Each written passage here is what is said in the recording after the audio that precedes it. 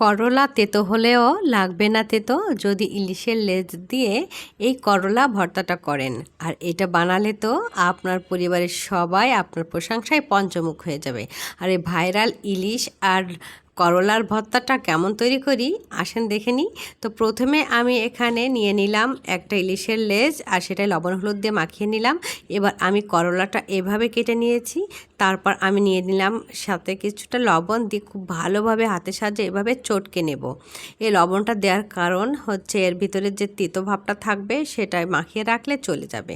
তো এবার একটি প্যান বসিয়ে দিয়ে আমি দিয়ে দিলাম সরিষার তেল, আর সাথে দিয়ে দিলাম 2টা শুকনা মরিচ।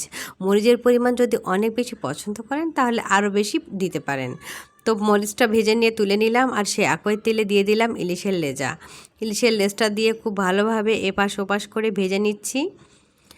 তারপর যখন খুব ভালোভাবে ভেজে নেওয়া হয়ে গেল, এর সাথে দিয়ে দিলাম পরিমাণ মতো পানি।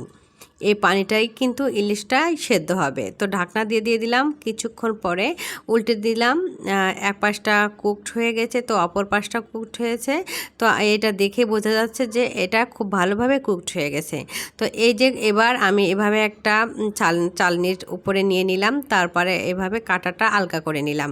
আমি হাতের সাহায্যে কাঁটাটা ফেলে দিলাম। এভাবে খুব ভালোভাবে কাঁটাগুলো কিন্তু আলাদা করে নেওয়া যায়। তো এই ধরনের কিন্তু জালি সবার কাছেই আছে। আর আমি এটা দিয়ে খুব ভালোভাবে মাছটা থেকে কাঁটা আলাদা করে নিলাম, তারপরে এগুলো ফেলে দিলাম। এবার ইলিশের যে পানিটা হলো এটা শুকিয়ে ফেলতে হবে। পানি বেশ শুকিয়ে গেছে আর তেলটাও ভেসে এসেছে। এরপর যা আরেকটু তেল দিয়ে দিলাম। এবার যে করলাগুলো লবণে মেখে রেখেছিলাম সেটা ধুয়ে নিলাম, নিয়ে আমি দিয়ে দিলাম।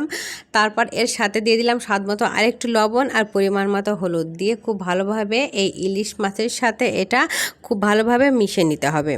এভাবে মিডিয়াম আঁচে রেখে ভাজা করে নিতে হবে। তো আমার এভাবে একটু ভাজতে ভাজতে বেশ খুব ভালোভাবে কিন্তু করলাটা ইলিশের সাথে ভাজা হয়ে গেছে। তো এই পর্যায়ে উঠিয়ে নিলাম। সাথে অ্যাড করলাম সেই শুকনা মরিচ 2টা, কিছুটা কাঁচা পেঁয়াজ কুচি আর ধনিয়া পাতা কুচি আর একটু লবণ দিয়ে এবার খুব ভালোভাবে সবগুলো হাতের সাহায্যে মেখে নিব।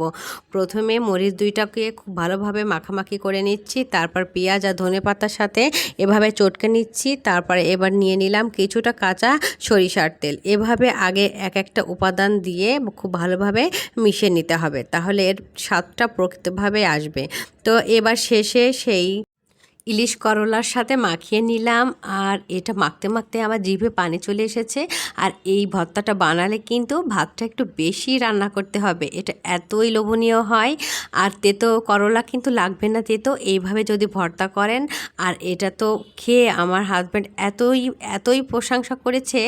আর এভাবে যদি ভর্তা করে আপনিও তৈরি করে দেন তাহলে আমার মনে হয় সবাই খুবই পছন্দ করবে। রেসিপিটা ভালো লাগলে লাইক কমেন্ট শেয়ার করতে ভুলবেন না।